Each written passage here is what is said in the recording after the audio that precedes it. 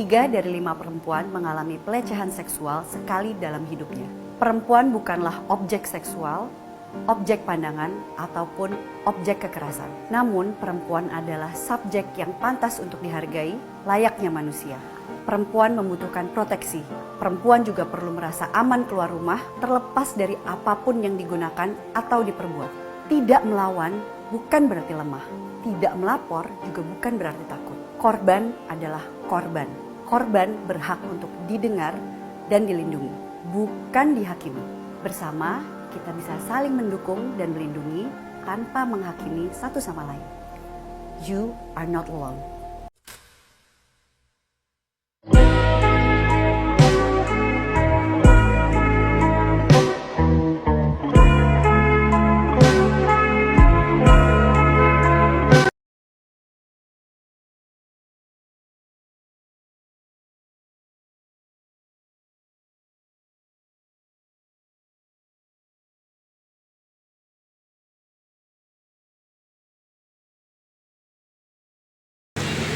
Baik, Assalamualaikum warahmatullahi wabarakatuh. Waalaikumsalam warahmatullahi wabarakatuh. Ucapkan terima kasih teman-teman yang sudah hadir untuk melaksanakan kegiatan pada hari ini.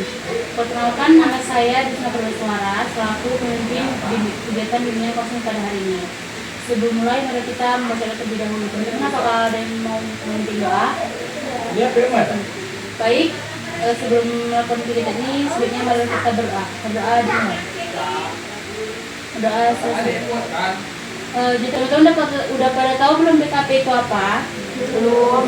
BKP itu membahas topik-topik yang sedang terjadi atau hangat yang diperbincangkan untuk membahas isu atau mendiskusikannya yang sedang ramai dibahas di berita. Tujuannya adalah mendorong individu dalam mengembangkan perasaan, pikiran, persepsi, dan wawasan.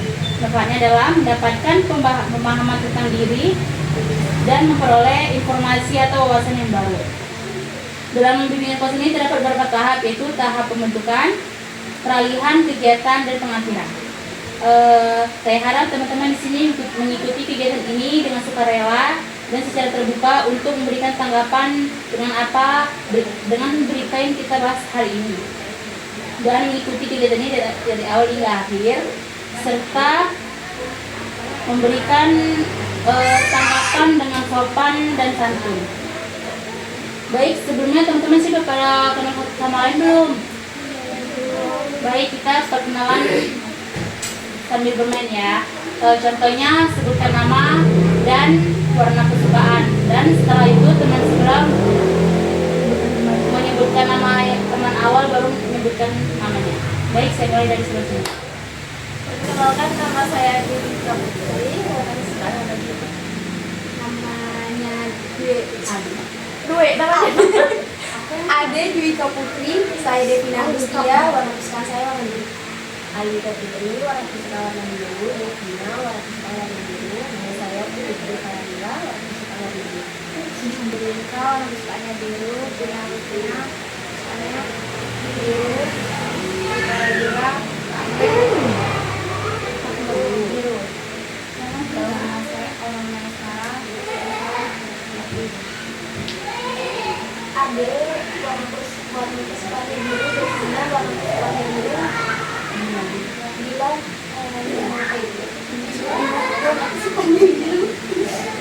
Aura warna kesukaannya pink. Saya Pani warna kesukaannya kuning. Kuning? Ade kesukaannya biru. Lina kesukaannya biru. Bila kesukaannya biru. Aura kesukaannya pink. Pani kesukaannya kuning, dan saya Alia kesukaannya hitam. Baik, jadi terima kasih sudah pada kenal ya. Lalu saya selanjutnya akan menjelaskan kegiatan bimbingan konseling itu apa.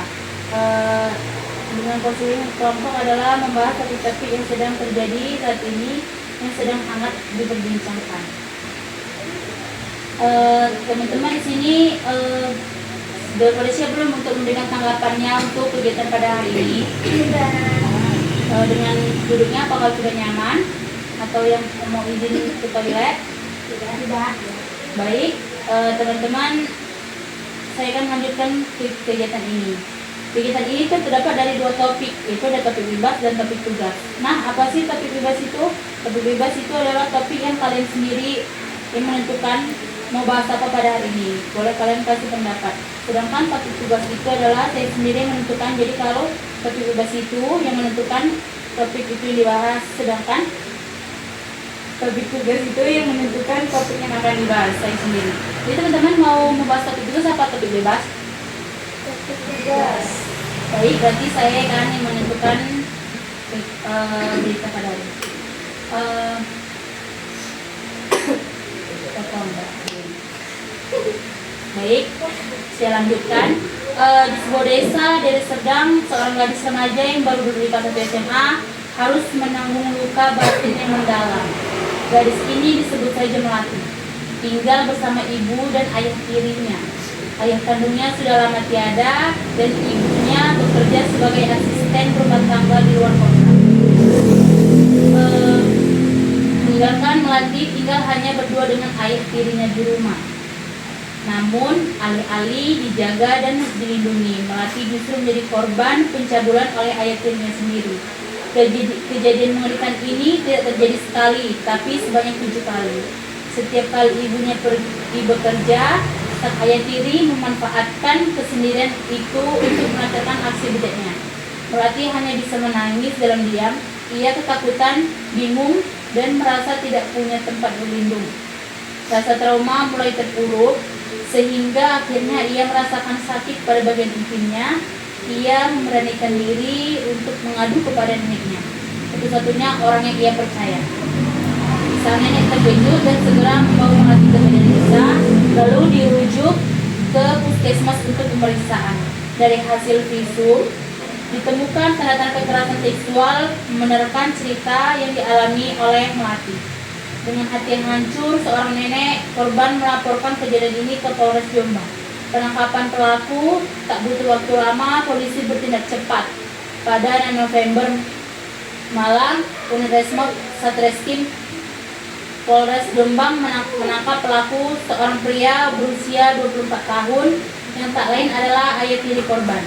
Bersama penangkapan itu, polisi juga mengamankan sejumlah barang bukti termasuk hasil visum dan pakaian korban. Pelaku langsung dijerat dengan pasal 82 ayat 1 dan pasal 76E Undang-Undang Nomor 35 Tahun 2014 tentang perlindungan anak dan ancaman hukuman sangat berat. Proses hukum dan tekanan psikologi selama proses hukum berjalan, Melati menghadapi kenyataan yang lebih menyakitkan. Ibunya alih-alih membelanya, membela pelaku, bahkan hadir dalam persidangan sebagai pendamping ayah tirinya. Melati merasa sendirian. Ia mulai menarik diri dari sekolah, enggan keluar rumah, dan mengalami tekanan batin yang mendalam. Jaksa penuntut umum menyampaikan bahwa korban berada di dalam tekanan psikologis dari keluarganya sendiri yang terkesan mencoba menutupi kasus ini dan mengaruhi keterangan korban. Namun sudah jelas visum dan pengakuan korban menguatkan proses hukum terhadap pelaku. Baik, bagaimana sih tanggapan teman-teman terhadap kasus yang sudah saya ceritakan pada hari ini? Apakah ada yang mau duluan memberikan tanggapan?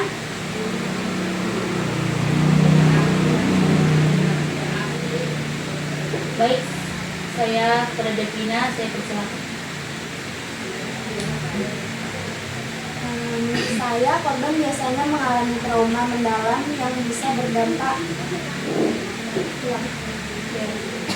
Sudah berapa? Belum. Menurut saya, korban biasanya mengalami trauma yang bisa berdampak panjang secara psikologis. Oleh karena itu, korban perlu mendapatkan perlindungan hukum, dukungan psikologis, terapi atau konseling, dan didampingi secara sosial agar bisa pulih dan kembali menjalani kehidupan dengan baik. Apakah pendengar yang ingin menyampaikan lagi? Saya silakan pada Adinda. Menurut saya, orang tua dan kerabat harus peka terhadap perubahan sikap anak atau anggota keluarga lainnya. Jika jika ada tanda-tanda trauma atau ketakutan yang tidak biasa, itu harus ditanggapi serius. Keberanian mendengar dan mempercayai cerita korban bisa menjadi langkah awal untuk menghentikan siklus kekerasan. Baik, pada Saudara Dila, saya persilakan. Kalau menurut saya, kita semua bertanggung jawab untuk tidak menutup mata terhadap kasus-kasus pelecehan seksual, apalagi jika pelakunya adalah wanita. Dia berarti membiarkan kekerasan terus terjadi. Maka laporkan dan silakan agar keadilan ditegakkan dan tidak ada korban lain yang mengalami kasus. Persilakan pada Aura. Menurut saya, semua pihak harus terlibat dalam edukasi, pencegahan, dan penindakan. Ini bukan hanya urusan korban dan pelaku, tapi juga tanggung jawab sosial kita bersama. Baik, saya persilakan dengan Bu Pani. Menurut pendapat saya, masyarakat masih banyak yang tabu membicarakan soal seksualitas. Padahal pendidikan seksual yang tepat bisa menjadi tameng bagi anak-anak untuk memahami batas-batas tubuh mereka, mengenali tanda-tanda pelecehan, dan berani melapor jika mengalami sesuatu yang tidak wajar. Baik, saya. Menurut pendapat saya, ketika pelecehan dilakukan oleh saudara sendiri, seperti ayah tiri, paman, kakak, atau sepupu, maka pelanggaran tidak hanya bersifat fisik dan psikologis, tetapi juga moral dan sosial. Pelaku harus dihukum seberat-beratnya agar mereka tidak menyalahgunakan kedekatan, kepercayaan, dan kekuasaan yang dimiliki atas korban. Baik, terima kasih kepada teman-teman yang sudah menyampaikan tanggapan atas kegiatan pada hari ini. Saya lihat teman-teman sini udah pada bosan ya. Boleh nggak kita buat permainan dulu? Permainan adalah kelipatan dan 3. Jadi permainan itu sebutkan 1, 2, kelipatan 3-nya itu dot. Bisa? Oke. Baik, kita mulai dari sini. 1, 2, Dot 1, 4. 4, 5, dot, 6, 7, Dot 8, 9, 10. dot. Dah, baik, terima kasih kepada teman-teman. Saya tegaskan kembali kepada teman-teman, kegiatan ini bersifat privasi. Kegiatan ini apapun yang kita bahas tadi tidak boleh disebarluaskan di luar kegiatan pada hari ini. Jadi, nah sekarang kita ini sudah di penghujung waktu. Bagaimana sih kesan teman-teman tentang kegiatan pada hari ini? Baik, saya persilakan dari Adik. Kesan saya merasa marah dan kecewa terhadap sistem yang seringkali tidak berpihak kepada korban. Baik, selanjutnya. Kalau kesan dari saya, kasus seperti ini menunjukkan bahwa kejahatan bisa berasal dari dalam rumah. Selanjutnya. kesan saya, korban seringkali dibungkam, dianggap memalukan, dan malah disalahkan. Selanjutnya. Kesan dari saya, miris melihat korban tak hanya kehilangan masa kecil, tapi juga kepercayaan terhadap keluarga. Selanjutnya. Kesan saya sangat menyayat hati ketika mendengar ada orang yang seharusnya melindungi justru menjadi pelaku kekerasan. Baik, bagaimana sih tanggapan teman-teman dengan merasa bertindak dan bertanggung jawab atas berita tadi yang kita bahas tadi? Saya mulai dari sebelah sini. Tanggapan saya melaporkan kejadian pelecehan seksual yang diketahui meskipun bukan korbannya langsung. Saya merasakan empati mendalam terhadap penderitaan korban dan membayangkan jika hal itu terjadi kepada orang terdekat kita. Tanggung jawab tidak menutup-nutupin atau mendiamkan kasus atas nama keluarga atau kehormatan lingkungan. Keadilan harus ditegakkan. Baik, Selanjutnya. Menurut saya, mendampingi korban untuk mendapatkan bantuan hukum, psikologi, atau perlindungan sosial, merasakan keinginan kuat untuk membantu korban bangkit dan mendapatkan kembali harga dirinya, serta bertanggung jawab menjadi bagian dari sistem pendukung yang membela dan tidak menyalahkan korban. Saya membuka ruang aman untuk korban agar bisa bercerita tanpa takut dihakimi, merasakan rasa hormat dan dukungan pada keberanian korban dalam bersuara, bertanggung jawab menjadi pendengar yang baik dan menjaga kerahasiaan serta martabat korban.